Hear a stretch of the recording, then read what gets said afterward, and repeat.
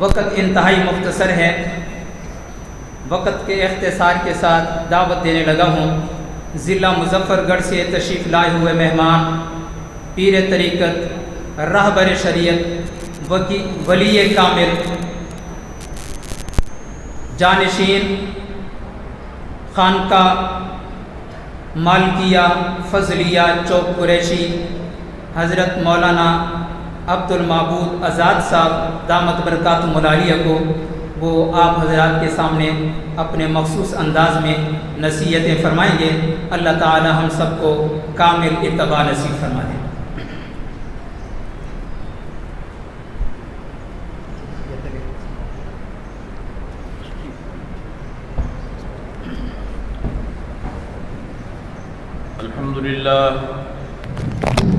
الحمد للہ وحدہ والصلاة والسلام على من لا نبی بعدہ ولا رسول بعدہ ولا امت بعد امتی وعلى آلہ الطیبین واصحابہ المتقین وازواجہ وبناتہ واتباعہ واحبابہ اجمعین، اما بعد فاعوذ باللہ من الشیطان الرجیم، بسم اللہ الرحمن الرحیم،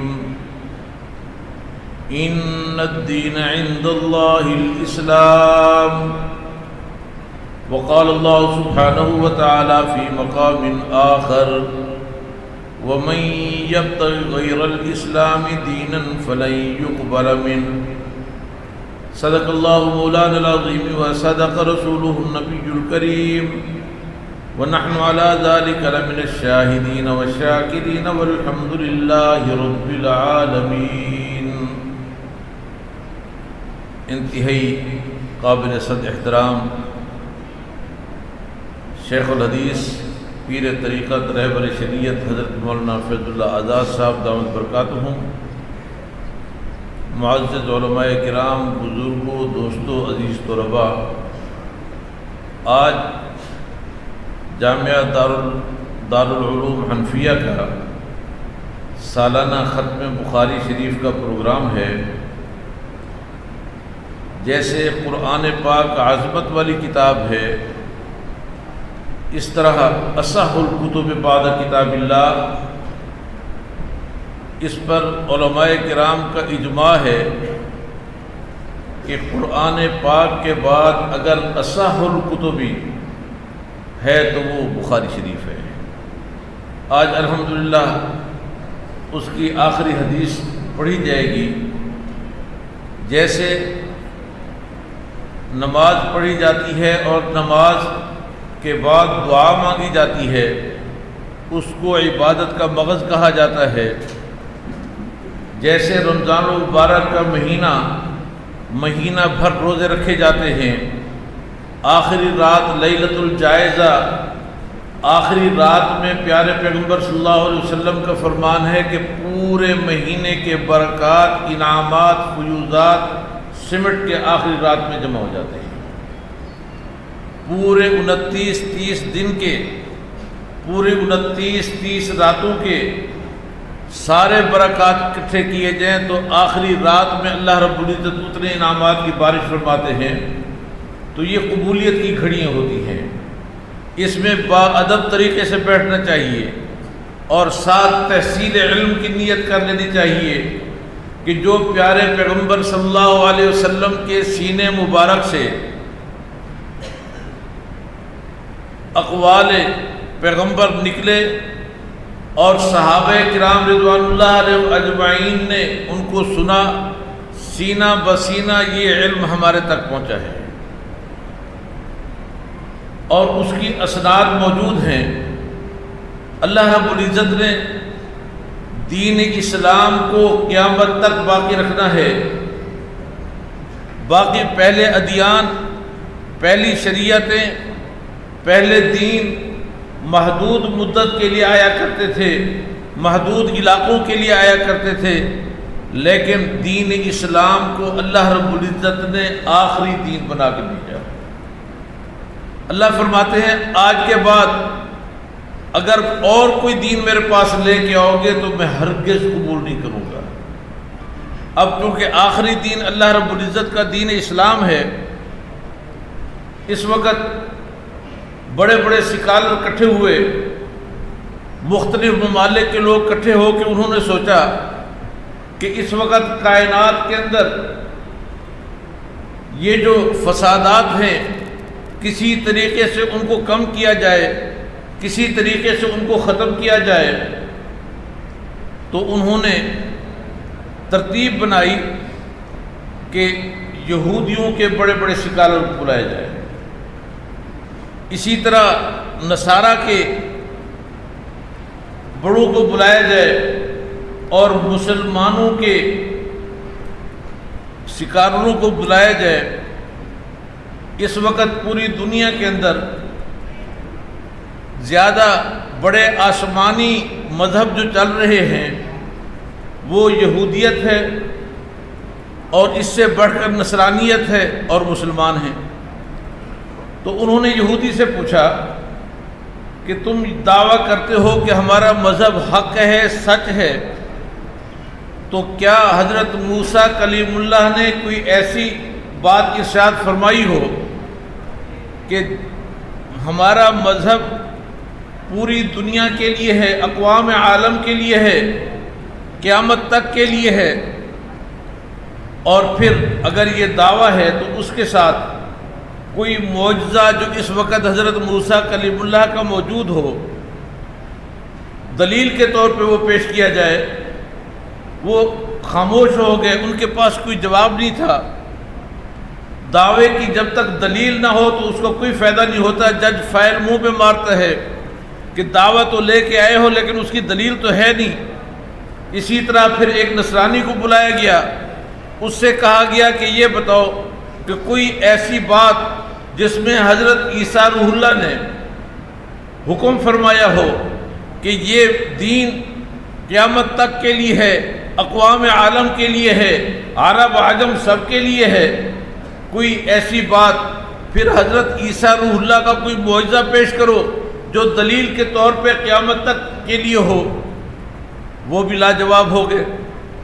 اب مسلمانوں کی باری آئی تو ان سے پوچھا گیا کہ تم جو دعویٰ کرتے ہو کہ دین اسلام حق مذہب ہے، دین اسلام سچا مذہب ہے، دین اسلام اقوام عالم کے لیے ہے، دین اسلام اللہ رب العزت کا آخری دین ہے، تم بتاؤ کہ حضور علیہ السلام نے یہ کوئی ایسا جملہ ارشاد فرمایا ہو کہ دین اسلام قیامت تک کے لیے ہے، اقوام عالم کے لیے ہے، اللہ رب العزت کا آخری دین ہے؟ تو انہوں نے کہا جی ہاں، اللہ رب العزت نے دین اسلام کو آخری دین بنا کے بھیجا اور فرمایا کہ اگر دین اسلام کے علاوہ کوئی دین لے کے آؤ گے وہ ہرگز میرے ہاں قابل قبول نہیں۔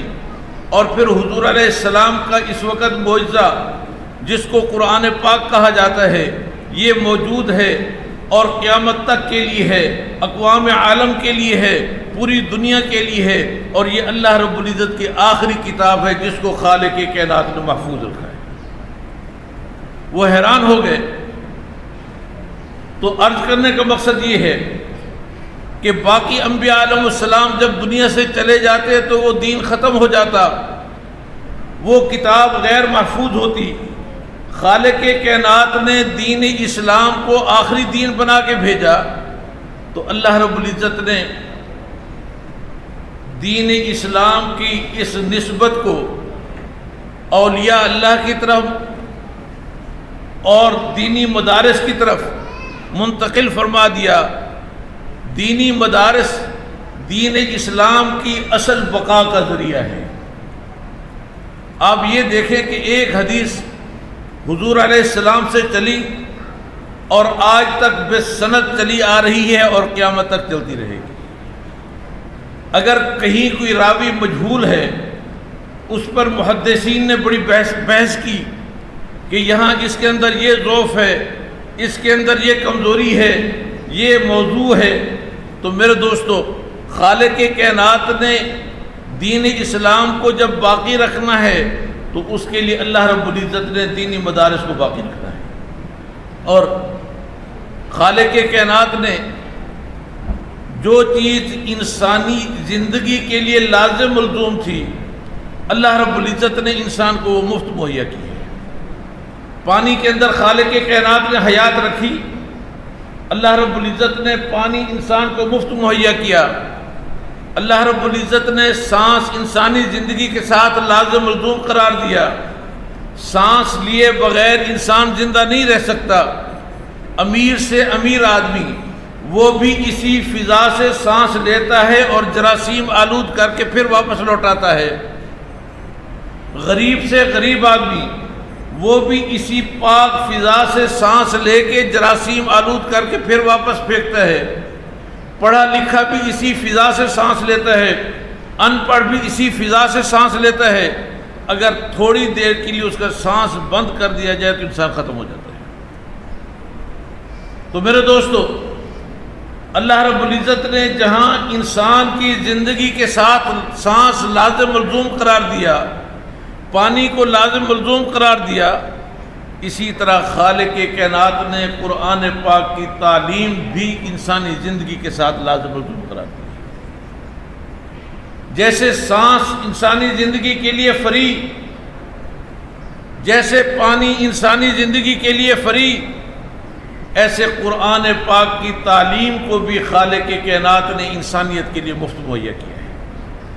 یہ دینی مدارس کے لیے یہ شیخ الحدیث حضرت مولانا فیض اللہ آزاد صاحب کی ذمہ داری ہے، مولانا فضل الرحمان صاحب کی ذمہ داری ہے۔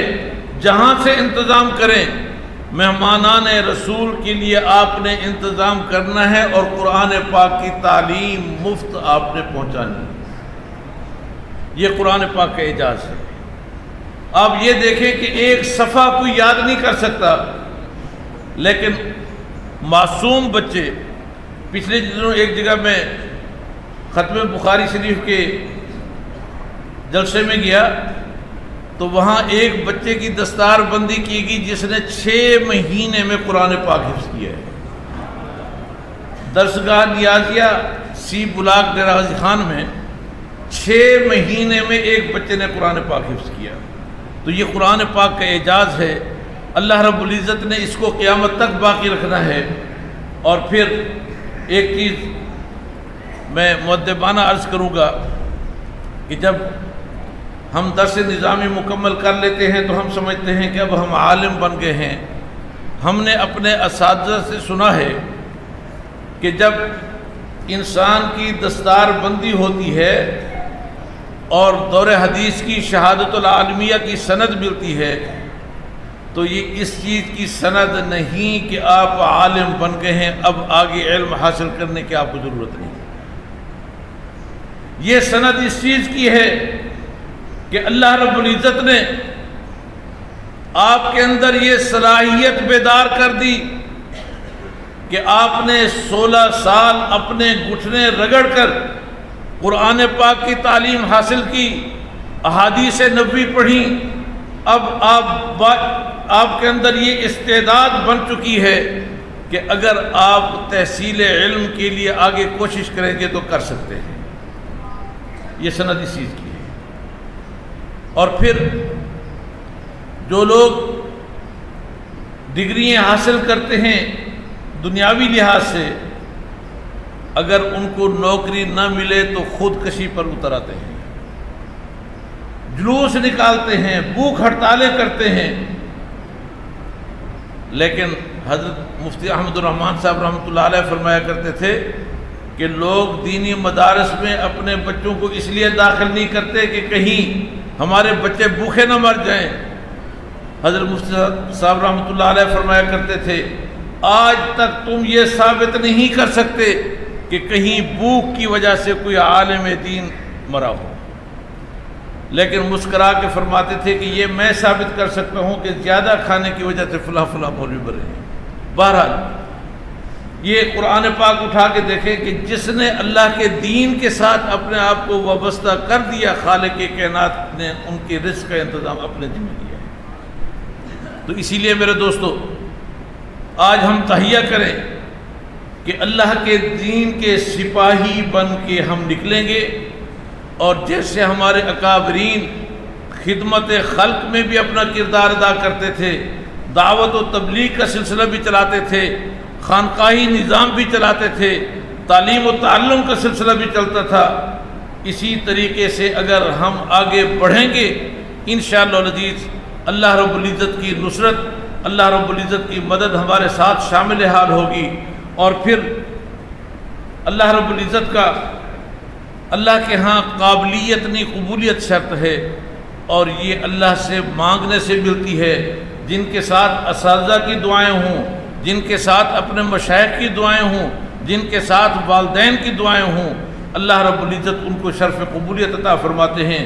اس لیے اپنے اساتذہ کی بھی دعائیں لینی چاہیے، اپنے مشائخ کی بھی، اور اپنے والدین کا ادب احترام اور ان کی دعائیں بھی لیں۔